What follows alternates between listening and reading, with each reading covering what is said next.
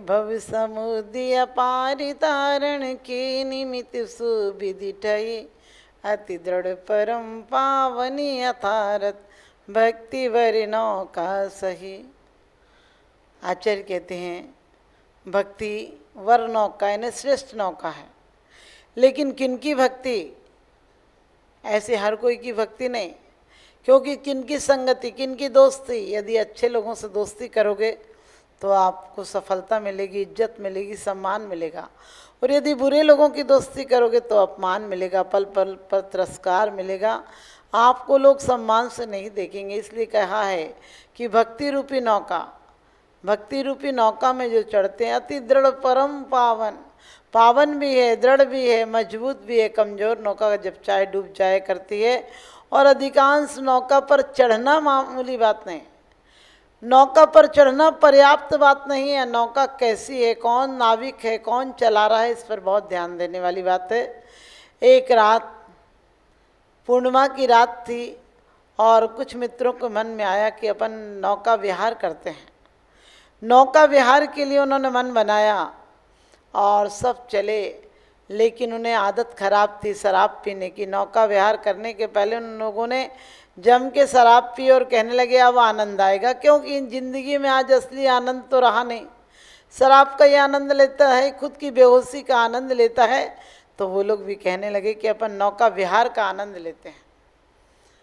और नौका में बैठकर जैसे ही वो चले और रात भर चाबुक चलाया, रात भर चलाया और सुबह होने वाली थी और कहने लगे जल्दी जल्दी अपना सामान बटोर लो, अपन किसी दूसरे किनारे पर आकर लग गए हैं। ऐसा करो कि जल्दी अपन उतर जाएंगे और देखो दूसरे जगह का नज़ारा कैसा है। एक उतरा और हंसने लगा। लोगों ने कहा तुम पागल हो गए क्या?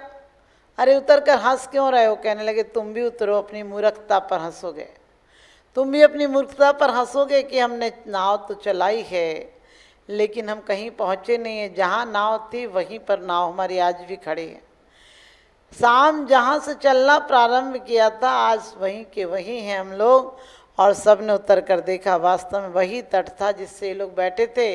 क्योंकि एक गलती हो गई थी, इन लोगों ने शराब के नशे में आकर ये देखना भूल गए थे कि नाव की हमने लंगर खोला या नहीं खोला, नाव की रस्सी खोली या नहीं खोली। किनारे से नाव बंधी थी, उसी खूंटे से बंधी रह गई। फिर रात भर आप चाबुक चलाते रहे या रात भर खेते रहे, इससे कोई फर्क नहीं पड़ता है।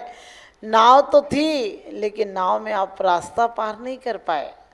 आपको लग रहा होगा कैसे पागल व्यक्ति थे, कैसे शराबी व्यक्ति थे कि रात भर खेई और कहीं नहीं पहुँचे। हमारी और आपकी नौका की भी यही हालत है। रात भर खेते हैं, जिंदगी भर खेते हैं, जन्म से मौत तक खेते हैं, हर जन्म में खेते हैं, स्वर्ग में खेते हैं, नरक में खेते हैं, हर जगह जाकर हम पुरुषार्थ करते हैं। लेकिन वो पुरुषार्थ गलत हो जाता है, क्योंकि आज तक हमने जिनका भी सहारा लिया वो उल्टे डुबाने वाले थे। जिनका भी सहारा लिया वो मोही थे और मोही के लिए तो कह दिया वो दृढ़ नौका नहीं, वो तो आप डूबनते पाड़े और ले डूबे जजवान। उनकी नौका तो ऐसी होती है स्वयं भी डूबते हैं और दूसरों को भी डुबा देते हैं। मोही लोग स्वयं भटकते हैं, दूसरे लोगों को भटका देते हैं। उन्हें तो त्यागी, तपस्वी, आत्म ध्यान करने वाला, आत्म उपलब्धि करने वाला उन्हें लगता है क्या पा रहा है, जिंदगी में सब कुछ तो खो के जा रहा है। पाने के लिए वो भोग सामग्री मानते हैं सर्वश्रेष्ठ, क्षण भंगुर सुख को सर्वश्रेष्ठ मानते हैं।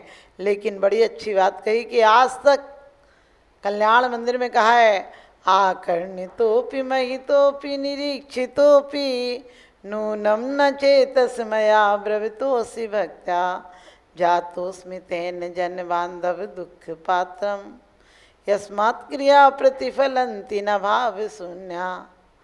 कहते हैं आकर्णितोपि महितोपि निरीक्षितोपि, भगवान मैंने तुम्हें देखा भी है, पूजा भी है, तुम्हें नमस्कार भी किया है, लेकिन क्या बात है मेरी जन्मांतर की नाव उसी जगह खड़ी है और डूब रहा हूँ, मैं निकला नहीं हूँ। जातो उसमें तेन जन बांधव दुख पात्रम यस्मात् क्रिया प्रतिफलन्ति न भाव सुनना।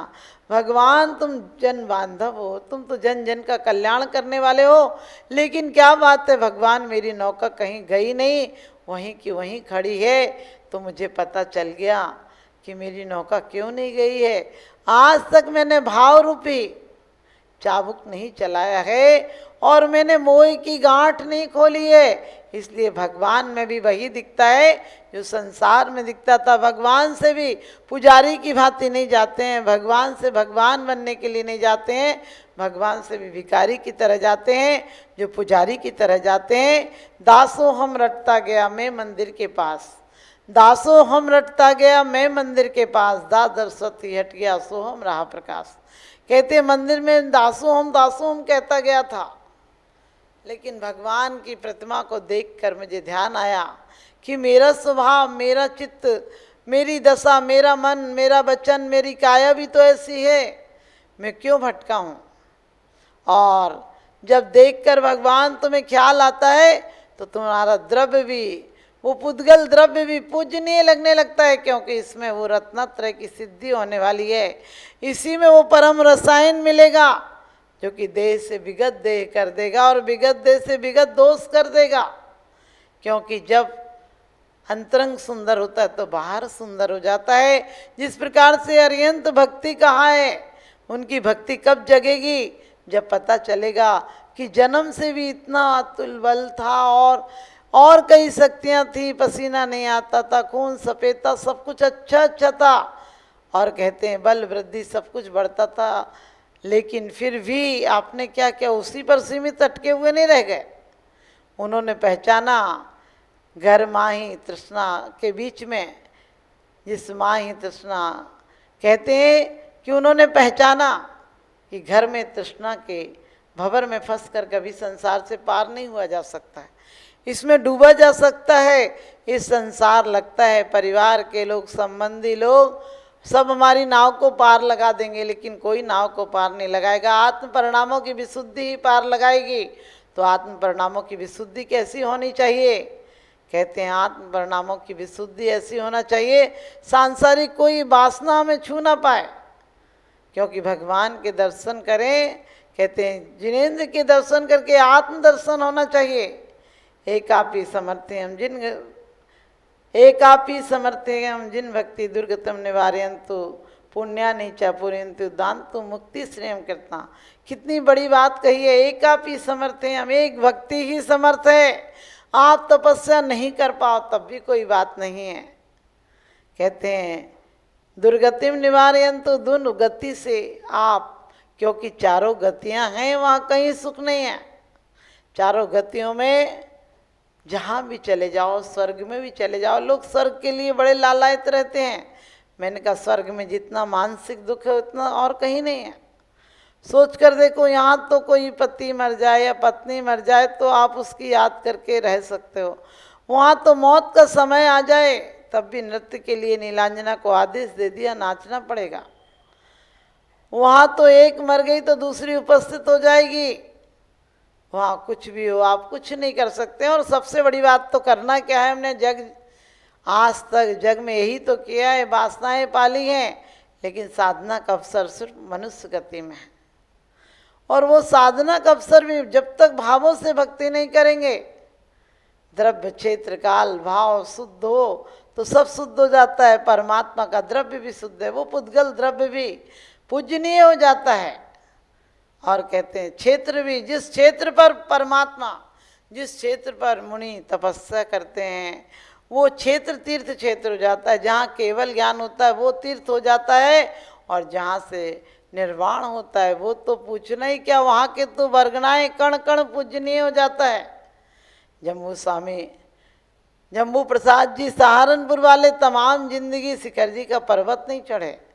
वो कहते थे कैसे चढ़ूं, कण कण में तो सिद्ध हैं, कण कण में यहाँ प्रसिद्ध गति पाई है, कैसे किस पर पैर रख दूं।